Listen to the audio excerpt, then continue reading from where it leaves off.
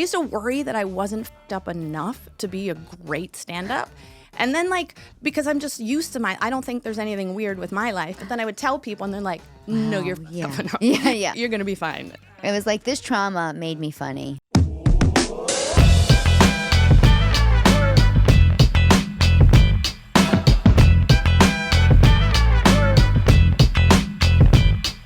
Cawfee Talk. Good morning, everybody, and welcome to Cawfee Talk with Cannistraci. I hope you're having a fabulous Monday morning.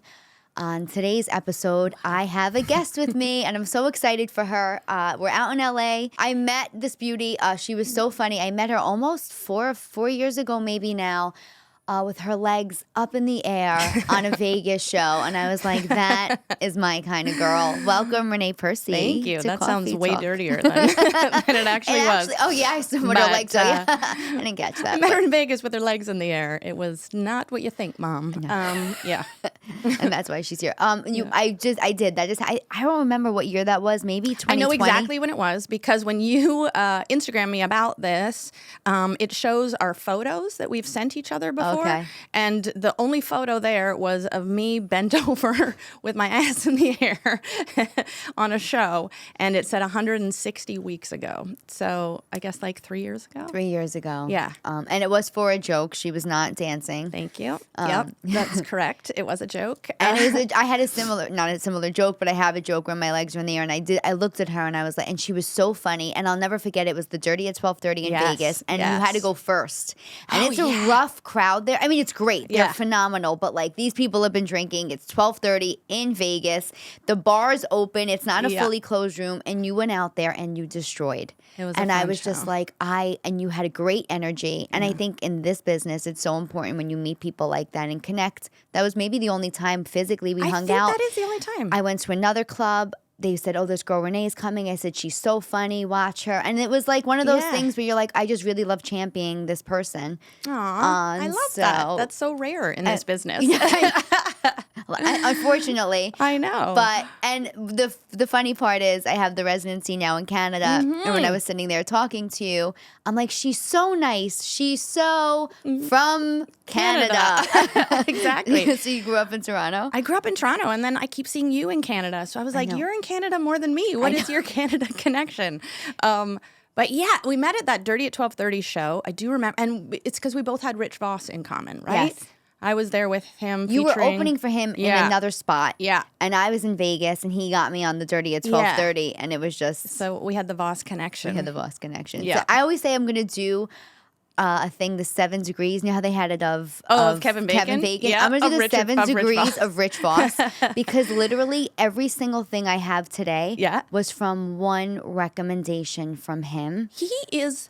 Okay, I'm just going to give a quick shout out to Rich Voss because as I was saying at the beginning, I was like, that's so rare that we champion people, but he is one person that has, and I will always be grateful for that, and he's been wonderful that way. Yeah, absolutely. And it's so funny because I got to work with his wife. Oh, yeah, she's amazing. Bonnie, like a year and a half ago or something, and she said to me, oh, Rich speaks so glowingly of you, and I was like, not to my face. Yeah, no, of course not. He'll be nice behind your back. Yes, but like never to your face. No, he doesn't want people to know he's nice. No. We've totally outed him. I think this is it. This is the outing of Rich Voss being Voss. Nice episode, Yeah. okay? Yeah. You're a nice guy. Surprise. Deep down inside. He's nice. He's got a heart. Deal with His it. wife still hates him, but he's got a heart. But that's okay. And it really was like I never asked for help. I come from this mentality of just be kind and do good work and things will happen, and sometimes they don't. And so I found myself in a real hole, and I was like, I'm gonna ask Rich if he could just help me. It was during the pandemic. I wasn't getting spots. He was still kind of working,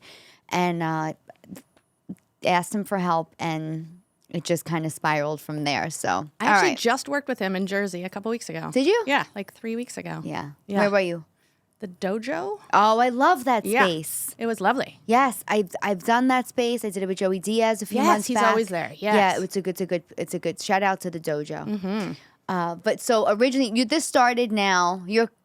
You're like 7th generation Canadian. Yeah, I'm like hardcore Canadian. So you're like even though I my live white here. friend. You're my That's real right. white friend.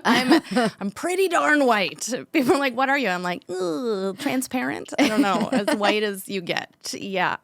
pretty boring. So, grew up in Toronto, which is a great comedy city. It is a great comedy city, yeah. I did start there 20-something years ago, and it was great then. It's still great, but I just feel like in general, Canada has sort of a low glass ceiling in terms of entertainment. You can get to a certain point, and then, I don't know, unfortunately, you have to leave to then make it back home. Once you leave and you do anything here, then everyone at home loves you. Right. But while you're there, it's that tall poppy syndrome, and how you were just saying, I don't want to ask anybody for anything. Yes. That's so Canadian. I was like, aw, that's what we do in Canada. So you had so Toronto, the two choices I assume anybody from out of the States looks at is New York versus LA. Yep. And you said? And I said, I don't want any more fucking winter. So I went LA. And here I am too for that, That's right. But also, to be perfectly honest, when I moved to LA, the dream was to be on a sitcom, and is still the dream to do sitcoms. How long ago was that? Longer than I want to say, like 14 years ago now. But I'm going to be famous soon, guys. It's going to happen any day, so it's fine. But yeah, I think it was 14 years ago. I think a lot of people, like, I know I have, like, people who listen or, aspiring artists that, like, don't realize how hard it takes. It's like, everybody's like, oh my God, everything looks so great for you. I'm like, I'm going to be a 20-year overnight success. Yeah, like 100%. Nothing. Everybody's like, oh, you're killing it. I'm like, I almost killed myself to kill it now. Yeah. So and they only see the highlight reel, obviously. And that's what we're posting, right? Of course. So we're not posting us crying in our hotel room most nights. You don't get the mornings I wake up and go, what? Choose to do this with my life. Yeah. Yeah, or when I don't want to leave the house and I was like, I can't do this show. I'm no good. And I'm crying and I'm in a heap in my car. But, But then you do and you kill. And then you feel better until the next show. And then, Right. And it's the belly of the beast. It's so crazy that we chose this life. Yeah, yes. What, did you always know you were funny? Was this like something growing up? I used to think I was going to be an actor. And I have been acting since I was 12. Like I was on a TV show when I was a kid called Degrassi in Canada. And I've just been doing it ever since. But I thought I was going to go to Stratford and I was going to be doing Shakespeare plays and blah, blah, blah. And I did do a Shakespeare play and we were touring around Europe and doing, the thing, but I was always doing the comedic role. And then I realized that I got, well, not off, but I got off on the laugh more than, we were doing a production and I was playing Sir Andrew in 12th Night and I would slick my hair and wear size 42 pants and suspenders and I was just falling around the stage looking like an asshole. And then the girls in the play would get the flowers after and I didn't care about the flower. Like they got all the male admirers. I was not attractive in that show, and but I didn't care. But you were stage, funny. I just wanted the laugh, and then off stage, I was like, I don't care. You have the flowers. So so and that kind of tipped me off. For the people listening, and don't take this the wrong way, but sometimes you come out here to Hollywood. So many celebrities can be on one show, or so many other comics who originally started in acting that leave me like completely underwhelmed when they're on stage. Yes. I'm just saying it's just what it is. It's part of what it is in it this doesn't always business. Translate. It doesn't, but you did. So well, I also started stand-up at that time too. I mean, I think the first time I did stand-up, I was 13. I did it the first time. So, wow. But then I didn't do it again for another 10 years. But I always did stand-up too. So they were kind of concurrent. It wasn't an actor, then I switched to stand-up. I always did both, and I kind of got flack for it from some people because they're like, you're not a purist. But I was like, I still want to make money, so I'm going to be on TV too. People are just... Yeah. Did you come from a funny family? Did you... I guess so. I think I just came from a dysfunctional family a little bit, and that's where all the comedy comes from. So exactly. Yeah. Can you talk about the dysfunction? Well, I don't know. Just like my parents were young when they had me, and my dad cheated on my mom, had another family. The huge. And right. I don't know. I just thought that was normal. And one day I found out my parents were getting divorced. I was like, all right, cool. Were you an only child? With them, yeah. But then a week later, they're like, and you also have a brother. I was like, surprise. Surprise. Yeah. He's older. Yeah. He was younger, and now he is my sister. So lots of, there's always stuff. Right. Yeah. And that's where all great comedy comes from. I guess so. We all have to be fucked. I used to worry that I wasn't fucked up enough to be a great stand-up. And then, like, because I'm just used to I don't think there's anything weird with my life. But then I would tell people, and they're like, no, you're fucked up enough. Yeah. You're going to be fine. It was like, this trauma made me funny. I guess so. I just, like, kind of skated through it. I think I just denied all my trauma so I just never dealt with it. Or that's not true. It's not that I didn't deal with it. I just thought that was normal. So I was like, and like most comedians, we learn to deal with pain or trauma by making fun of it or trying to be funny. So when, my parents are sad, I would just try to distract them with being funny and being like, everything's cool, we're good, jazz hands, look over here. And I would put on one-woman shows in my living room, and it was really just because I was living in with a horrible stepfather, in a home where his kids were horrors. And, it was just like, here I was, this little girl, my mother's only child, on her own, trying to survive in this household. And it was like, I'm, going to be in a pretend world, and I'm going to act out things in my living room and live in another space. But it's funny that you say, we all come from it. And there's also a part of it that maybe really helps a comic on their journey is when they start talking about it. And I avoided it at all costs. I made like surface level jokes about it. And I was like, I'm fine. I'm healed. I could just do these surface level jokes. Look, I'm joking about it. I'm talking about it. And then I was on the phone. Joey called me and was like, there's a lot of funny people that can't sell tickets. He's like, you got to tell people who you are and really what your point of view is. And it's like I kind of had to dig a little deeper and be like, am I going to talk about these things? Or how am I going to tell these stories in any form, whether it's on this platform, which I've been doing with Cawfee Talks, or whether it's on stage, finding out. Because listen, if it's going to be tragic, it better be funny. It better be. It better be so funny. So really finding the balance of that. Do you do that on stage?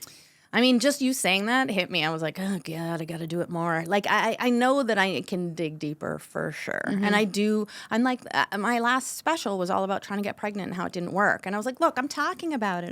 But I never, like, really talked about it. I mean, I was, like, skating and being like, look, I'm making jokes. We're good. But I think that's just the process of being a comedian, of, like, how deep can you go? And that line of, is this trauma or is it comedy, And for a long time, it always starts as trauma, and then it takes a while before you can massage it into something make it into something that's funny. And that last special, I mean, I got off stage last night and some woman said to me, can you talk about, when you get pregnant, are you going to talk about that too? Like, I'm pregnant now, and I'm like she was coming at me trying to ask me to throw material because I was talking about how I can't on stage. And I think that, like, that special, what was the name of it? The Comic Sutra. Oh, that's a great. I think I remember seeing this. Yeah. I remember seeing you post about it. My middle name is Sutra. So Crystal and Sutra. My hippie parents. Yep. No. Yeah. Renée Crystal Sutra. Renée Sutra Crystal Percy. Wow. Yep. You were destined to be on a stage. You just chose a different stage than that name had in mind for you. I say that. I was like, my parents were hoping for a stripper. 100. With a name like that. Yeah. I'm not going to be a judge with that name. Right. You were supposed to have clear. The Honorable Renée Sutra Crystal Percy. Coming to the stage. In her clear heels. Yeah, that's right. And bustier. Get those dollar bills ready.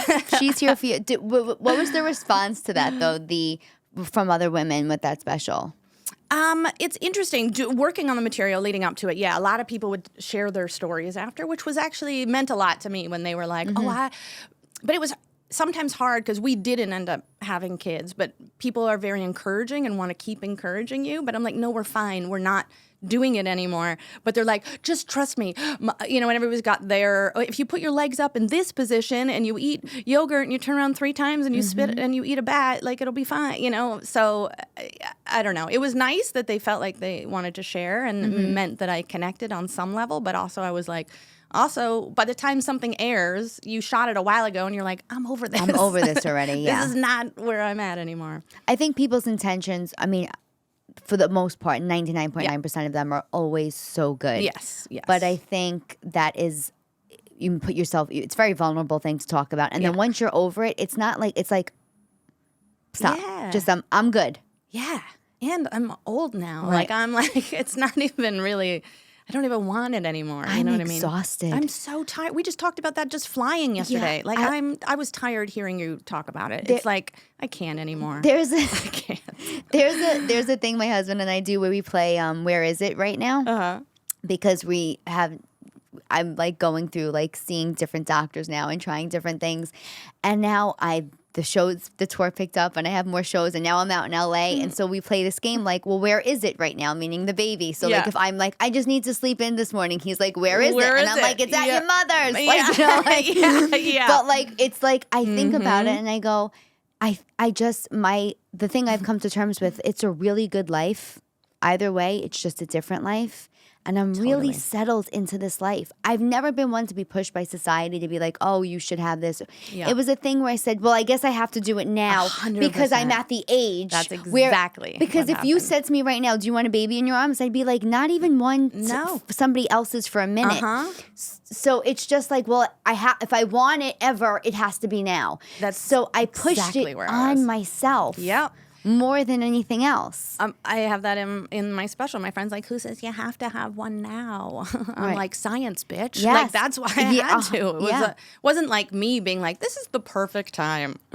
Oh my God, we have so much money. My career is great. I've got lots of time. Let's have a baby. It was just like, oh, fuck. Yeah, I was like, look what time it is. Holy shit. We got to do this right now, right now. I was like, we got to do this like 5 years ago. Yeah, I know. Like, it's now or Down syndrome. Like, we got to get on it. Fuck. That is.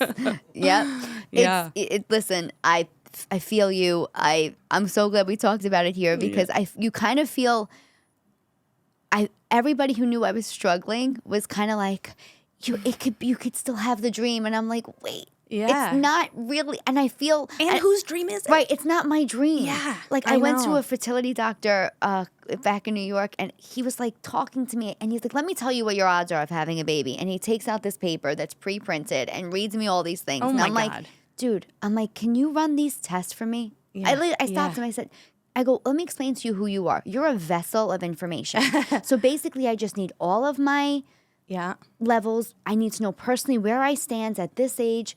I go, having a kid is not the dream. I just make better decisions when I'm informed. Oh, good for you. And That's smart, I was like, so can you run these tests? Because I'm going to go put 2 quarters in the meter and then we can come up and finish this. And it was NYU. Like, I was not playing. Yeah. And my husband was like, they have red flags all over your chart at this point. But I just said to him, I said, it doesn't make a difference what the guy in front of me or the guy to the left of me, referring to my husband, has to say. I'm going to make the decision because it's my money, my choice, and my body. Good for you. But it was one of those things where I was like, people think it's part of the dream, and it's not. It's just that we have this pressure of time. Yep. Where even though I said I never wanted children, now I hit the age where I'm like, well, I don't like to be told no. So if this is my only chance, do I make this work? How do I fit this in? Yeah. And it just became one of those things where I was like, I don't know why I'm trying so hard. I got to that point too. We did IVF twice and spent so much money. And then we were about to do it a third time. And then I was like, I think I want a house instead. Yeah. I was like, do I want a kid or do I want a house? I was like, no, I want a house. Let's do that instead. Like, a house is, I don't know, going to last longer the way. I don't know. A house is going to just... Don't call Child Protective Services. No, they won't. It's just a matter of, like, it's just a self-exploration. Yeah. And going, what's next for me? Because if this isn't it, there's so much more. Oh, my God. And I mean, this sounds awful, but I look at my friends with kids sometimes, and I'm like, ooh, I'm not envying that. Like, maybe at Christmas morning, something, it's really cute. But like the rest when of you the have time, to put toys together. Yeah, or when they look happy and like they're in cute pajamas or whatever, you dress them up for a photo, it looks great. But like the rest of the time, I'm like, I don't think I want that. It's just work. It's just a lot of, and they look older and they look like, kids literally suck the life out of you. And I've seen it happen to some of my friends where like, they look like, well, the husk of somebody they were. It's just not, it's also just not your time anymore. And it's not for everybody. And that's just not, and like, I had to guess, like, before Keita and I were talking this morning, we had a friend who was supposed to come in today, but her children are sick. And I'm like, every time I talk, their kids get sick, or people's kids get sick. It's like, also, all of my friends' kids are always sick. Always sick. I'm on the road all of the time. I don't, it's just one of these things where it's like, Anyway, we had a personal moment here, but Yeah. It's not if you for have everybody. kids already, I'm sure they're worth You it. can adopt kids if you really I want always kids. say that. I always say there's nothing wrong with giving a kid a good home, but people don't know about me is I worked in the school system in the South Bronx for years. I've loved other people's kids my whole life. Like, there's just other options out there. Listen, if you're listening and you have kids, I'm sure your kids are worth it. But I'm sure it would. I'm only talking about from a place of where I'm at now because of what life has dealt me. And it's like I have to be happy and okay with what I have. And I'm grateful for all the things it affords me and being able to travel and work on my career and do all the things that I genuinely want to do. I'm sure if I had a kid, I would feel like that was just as worth it too, but I don't know what that is because I don't have it. So I'm happy with not knowing. Right. And I personally think you're a star. So I do. And I think all good things for you. I want people to know where to come see you. I know you have your own shows, then you did a tour with somebody else. You have a lot coming up. So I do. I'm going on tour. We're calling it the Beauty and the Beast tour. It's with my very funny friend, Dwayne White. We met last year doing a military tour overseas for the troops. And he's going to feature for me for the foreseeable future. Actually, but he's a headliner in his own right. There's one gig where I am featuring for him. So we can just swap it up. And it's great. And it's, where are those cities going to be? Do you know them offhand? We start this weekend in London, Ontario. And then we're in Petoskey, Michigan. And then lots in Arizona, New Mexico, I can't remember. RenéePercy.com. Check it out. RenéePercy.com and on Instagram. Yes, Renée Percy Comedian. Please follow me on Instagram. Renée Percy. You sure it's not Amber Crystal? Renee should have been a stripper. Percy.com. I probably would make more money. That has a ring to it. You know what? It's not maybe like comedy and stripping and be like anybody here from out of town. Like that could be fun. I could do it. We're rebranding her, guys. We just rebranded her. I just found my niche. Talk. Oh my God. So glad I did this Clear podcast. heels. Yeah. Renee, I love you. Thank you for coming in. Thank you for having me. So good to see you. And I'm so happy you're in LA. I am in LA. I love it. Thank you, everybody, for joining in on Cawfee Talk. Please check out Renée Percy on her social media. Check out her tours. So funny. So funny. This has been an episode of Cawfee Talk with Tara Cannistraci. Check me out at tarajokes.com for all my shows. Cawfee Talk.